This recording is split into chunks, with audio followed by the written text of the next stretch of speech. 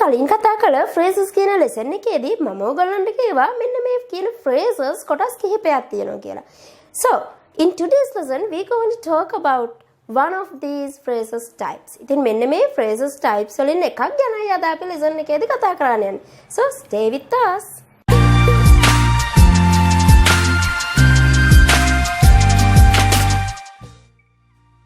Hi පාඨශාලාව followers. කොහොමද පාඨශාලාවත් එක්ක සම්බන්ධ වෙලා ඉන්නේ ඔයගොල්ලන්ට? හිතනවා හැමෝම හොඳින් නැති කියලා. ඉතින් ඔයගොල්ලෝ දන්නවා අද lesson එකේදී අපි කතා කරන්න යන්නේ මොකක් ගැනද කියලා.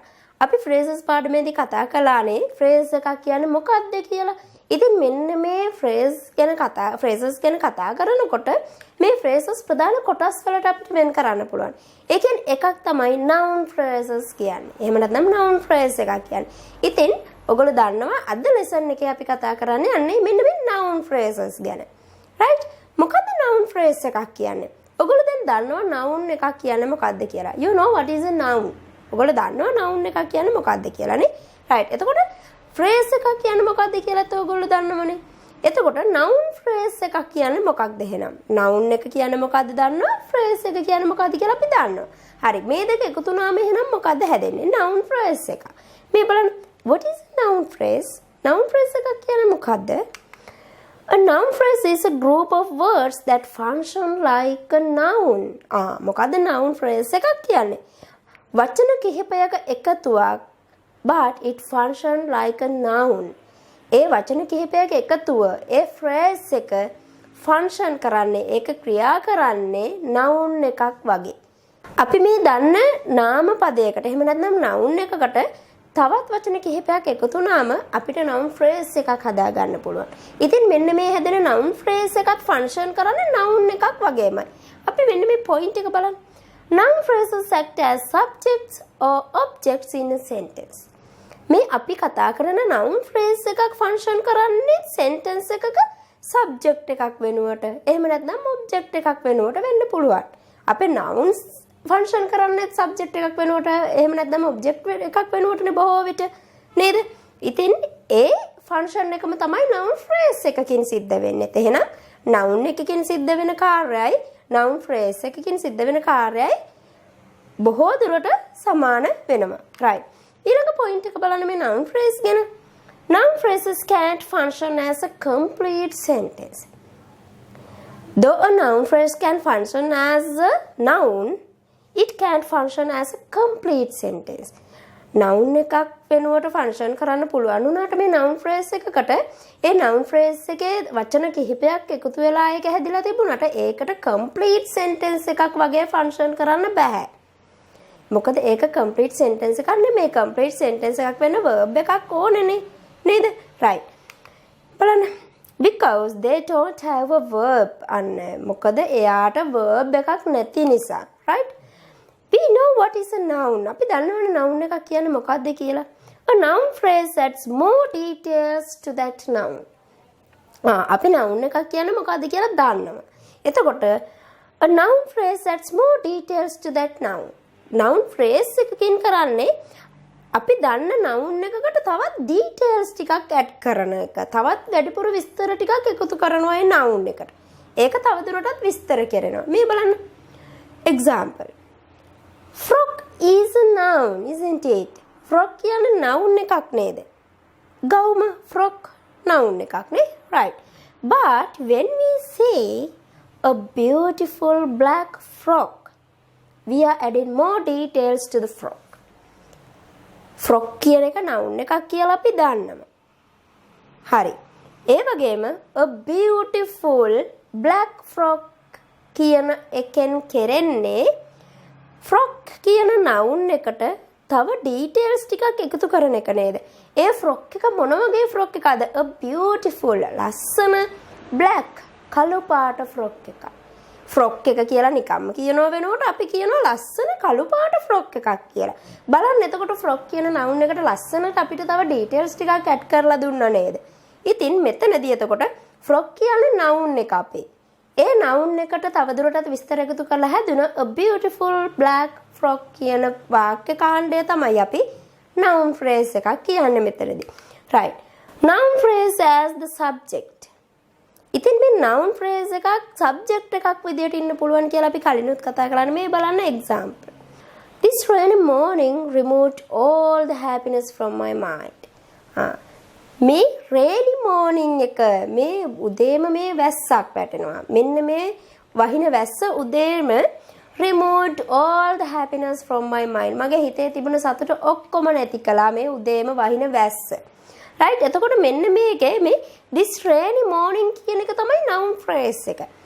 එහෙනම් මේ noun phrase එක ඇතුලේ තියෙන noun එක මොකද්ද? අපි දන්නවා noun phrase එකක් කියන්නේ යම්කිසි noun එකක් තවදුරටත් විස්තර කරන්න එකතු කරන වචන ටිකකින් හැදිච්ච සමූහයක්.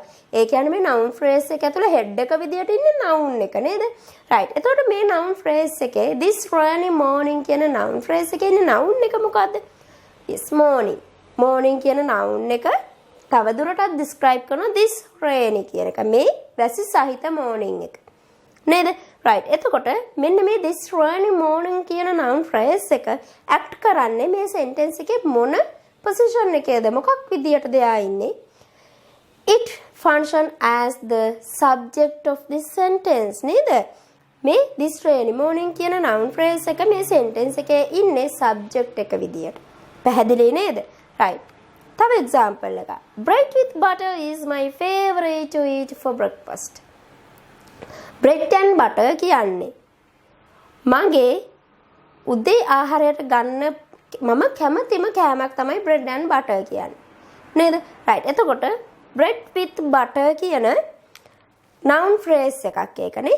එතකොට මේකත් මේ sentence එකේ subject එක විදියට තමයි ඉන්නේ. right. Look at the third example. තුන්වෙනි example එක බලන්න. My little daughter likes to play with nice big dolls. මේ බලන්න. My little daughter කියන්නේ the noun phrase of this sentence. මේ sentence එකේ තියෙන noun phrase එක. මේකේ noun එක මොකද්ද? එතකොට daughter. එතකොට මේ daughter කියලා විතරක් ඒකේ subject එක තියන්නේ නැතුව අපි ඒකට my little daughter කියලා දාලා දෙනවා. මගේ චූටි දුව. My little daughter. මගේ චූටි දුව likes to play කැමති සෙල්ලම් කරන with nice big dolls. ලස්සන ලොකු dolls වත් එක්ක සෙල්ලම් කරන්න මගේ චූටි දුව කැමති. එතකොට මෙන්න මේකේ my little daughter කියන noun phrase එකත් subject එක විදියට නේද ඉන්නේ. එයා නේද කැමති සෙල්ලම් කරන්න. right. ඊළඟට මේ noun phrase එකකට පුළුවන් object එකක් විදියටත් ඉන්න. මේ බලන්න. I like to become a maths teacher. මම කැමතියි maths teacher කෙනෙක් වෙන්න. බලන්න. I like to become a maths teacher. A teacher. teacher කියන්නේ noun එකක්. එයාව විස්තර කරනවා. a maths teacher. ගණිතය විෂය උගන්වන teacher කෙනෙක් වෙන්න. නේද? right. එතකොට මේකේ a maths teacher කියන noun phrase එක ඉන්නේ object එකක් විදියට. Second example. Singapore is a well-planned country. Singapore කියන්නේ well-planned country එකක්. නේද? මේකේ country කියන noun එක විස්තර කරලා තියෙනවා well planned. හොඳින් සැලසුම් හොඳින් සැලසුම් කළ රටක් තමයි සිංගප්පූර් කියන්නේ. එතකොට well planned country කියන noun phrase එක මේ sentence එකේ object position එකේ තමයි ඉන්නේ. ඒක තේරෙනවනේ අපිට නේද? right. Third example. My little brother plays with a cute puppy. My little brother මගේ මල්ලි plays සෙල්ලම් කරනවා with a cute puppy. හුරතල් බලු පැටියෙක් එක්ක සෙල්ලම් කරනවා මගේ මල්ලි. right. මේකේ බලන්න a cute puppy කියන්නේ noun phrase එක. ඒ noun phrase එකේ puppy is the noun. so it is the head of this noun phrase නේද? ඉතින් මේ noun phrase එකේ puppy තමයි noun එක. ඉතින් එයා තමයි මේ noun phrase එකේ ඉන්න head එක එතකොට noun එක නේ. right. a cute කියන word එකෙන් එයාව විස්තර කරනවා. හරි. ඒ වගේම a cute puppy කියන noun phrase එක function කරන්නේ මේ sentence එකේ object එක විදියට. right. එහෙනම් ඔයගොල්ලෝ දැන් දන්නවා මේ noun phrases කියන ඒවට sentence එකක subject එක විදියට ක්‍රියා කරන්නත් පුළුවන් වගේම object එක විදියට ක්‍රියා කරන්නත් පුළුවන්. right. එහෙනම් බැරිද මේ subject එක විදියට වගේම object එක විදියටත් ඉන්නේ එක sentence එකකම මේකට අනිවාර්යෙන්ම පුළුවන්. subject එක විදියටත් noun phrase එකක්ම පාවිච්චි කරන්න පුළුවන් අපිට එකම sentence එකේ. ඒ වගේම මේ sentence එකේම object එක විදියටත් noun phrase එකක් use කරන්න පුළුවන්. see some examples. My little daughter likes to play with nice big dolls. මේ බලන්න. my little daughter කියන්නේ අපි කලින් ඉගෙන ගත්තා. කලින් කතා කළා noun phrase එකක්. එතකොට my little daughter කියන්නේ මෙතන subject එක විදියට තමයි මේ noun phrase එක ඉන්නේ.